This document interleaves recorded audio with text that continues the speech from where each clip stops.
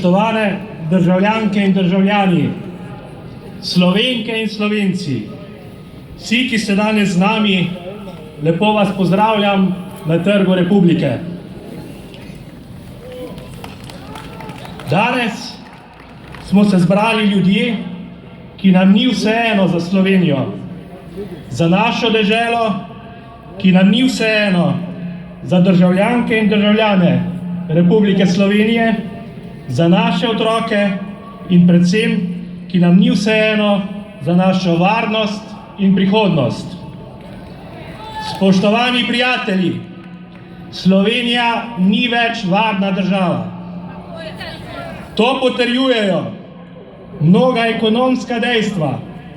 Slovenske plače so na splošno prenizke, zato se ljudje preveč zadolžujejo in trepetajo za svoj obstoj in vsakodnevno eksistenco svoje družine. Ljudje ne čutijo več varnosti.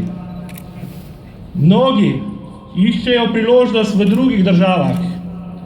Mnogi delavci se vsak dan odpravijo na delo v Avstrijo in od države je nekorektno, da ne najde rešitve za problem obdavčitve njihovega zaslužka.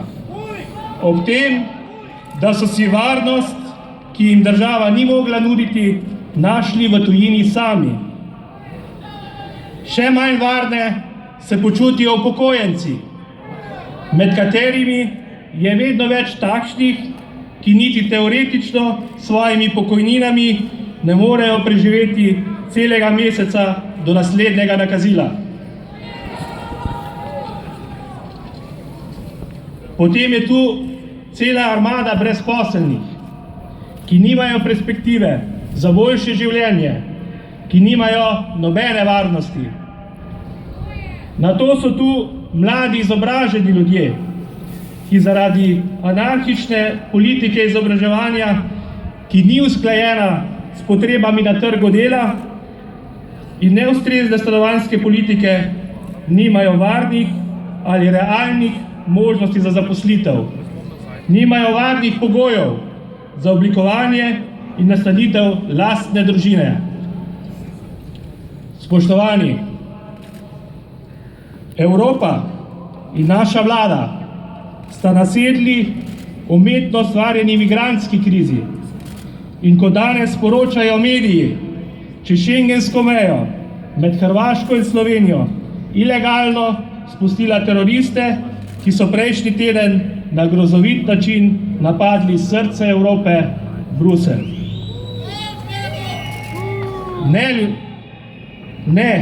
Ljudje se res ne počutijo varne v Sloveniji.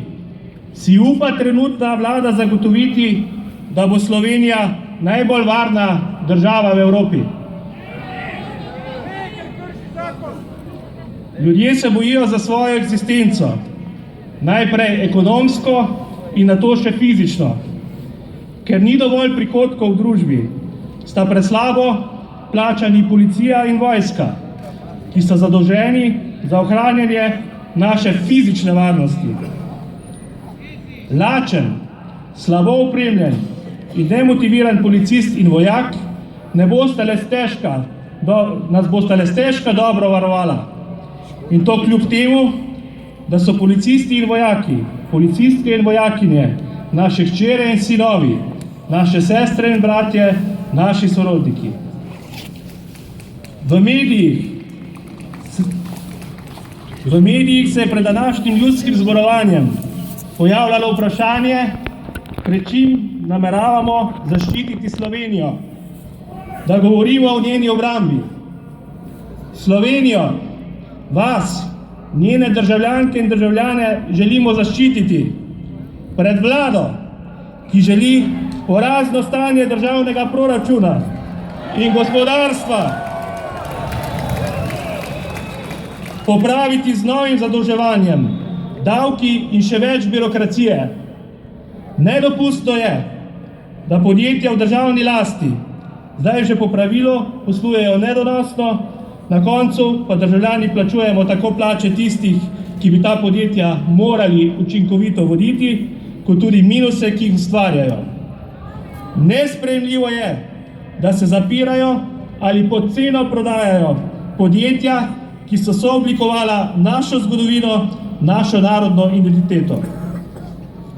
Pred sodstvom, ki v navadnem človeku pogosto vzbuja občutek nezaupanja. Pred strici iz ozadja, ki že predolgo krojijo našo usodo za lastno korist.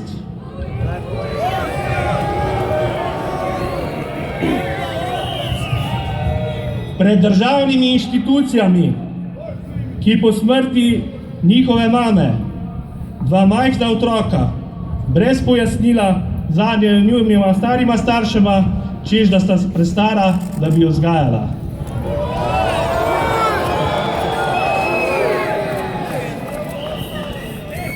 Pred izginevanjem mladostnikov, pred uničevanjem slovenskega jezika, kulture, pred izginjanjem slovenstva, pred vse pogostejšimi akcijami skrajnežev, ki napadajo slovensko narodno identiteto, zlorabami slovenskih simbolov, spomenikov in praznikov. Pred katastrofalno zunanjo politiko in izgubo slovenskega ozemlja. Hrvaška je pod pretvezo in samovoljno odstopila od arbitražnega sporazuma, ki sta ga sklenili in ratificirali obe državi.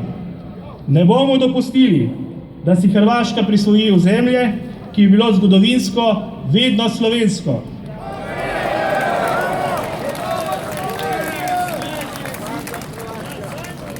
Spoštovani sodržavljani, odgovornost vseh nas je, da v ljudeh ponovno zbudimo občutek varnosti, občutek pripadnosti, vero in zaupanje v našo državo, ki smo ga vsi imeli pred 25 leti, ko smo Slovenijo zgradili na pogorišču prejšnje države. To je dolžnost vsakega izmed nas, še najbolj pa tistih, ki danes stojimo tu pred vami. Moja vizija je velika Slovenija. To je država, ki smo jo zgradili vsi državljani, vendar so jo ugrabili. Zato si moramo nazaj vzeti tisto, kar smo vsi skupaj 25 let gradili z lastnimi rokami. Velika Slovenija je kraj, ki se ga prevaranti izogibajo, ker vedo, da jih država ne bo ščitila. Velika Slovenija je država, v kateri ljudi ni strah, ker je država v službi ljudi in ne dela proti njim, pač pa zanje.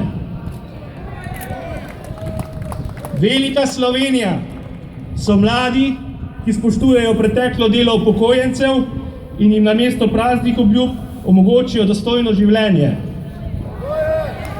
Velika Slovenija so starejši, ki v mlajših ne vidijo konkurence, ampak enakovredne partnerje pri zaposlovanju, posvetovanju in odločanju, od najmanjše obrti do vodilnih mest v podjetjih in državi. Velika Slovenija je država, kjer vsi ljudje vedo, da si bodo z delom lahko omogočili dostojno življenje. Zato, da upokojencev ne skrbi, kako bodo z nizko pokojnino zdržali do naslednjega meseca, mladih pa ne, kako bodo prišli do lastnega stanovanja, kjer si bodo lahko ustvarili svojo družino. Velika Slovenija je dom uspešne ekonomije, kjer vsakega dobrega delavca čaka dobro plačana služba, kjer nihče nima minimalne plače in kjer so delavec, kmet, obrtnik in podjetnik cenjeni. Velika Slovenija je dežela dobrih gospodarjev, kjer pošteni in delovni ljudje živijo v blaginji. Velika Slovenija je kraj, kjer si državljanke in državljani medsebojno zaupajo, se ne pustijo sprejeti med seboj, ampak v težkih preizkušnjah stopijo skupaj. Velika Slovenija je država, ki si ne pusti vzeti ozemlja, ki pripada, ampak se zanj bori. In velika Slovenija je dežela, v kateri vsi želijo živeti, vendar je ta privilegij na voljo le tistim, ki vanjo verjamejo. Nastopil je čas za veliko Slovenijo, čas za blaginjo, čas za varnost. Spoštovani prijatelji, resnost današnje situacije kliče po ponovnem tesnem sodelovanju. V zraku se čuti nova pomlad. Naj že kmalu zadiši po prijetnem poletju in rodovitni jeseni. Zato danes tu, na Trgu Republike, kjer se je velika Slovenija pred četrt stoletji začela k skupnemu sodelovanju za dobro Slovenije, za veliko Slovenijo, vabim predsednico Nove Slovenije Ljudmilo Novak, predsednika Slovenske demokratske stranke Janezo Janšo, potem pa še druge politične stranke in civilno-družbene skupine. K sodelovanju vabim vse, ki se tako kot mi, Slovenski ljudski stranki, zavedajo, da je v Sloveniji nastopil čas za korenite spremembe. Hvala lepa.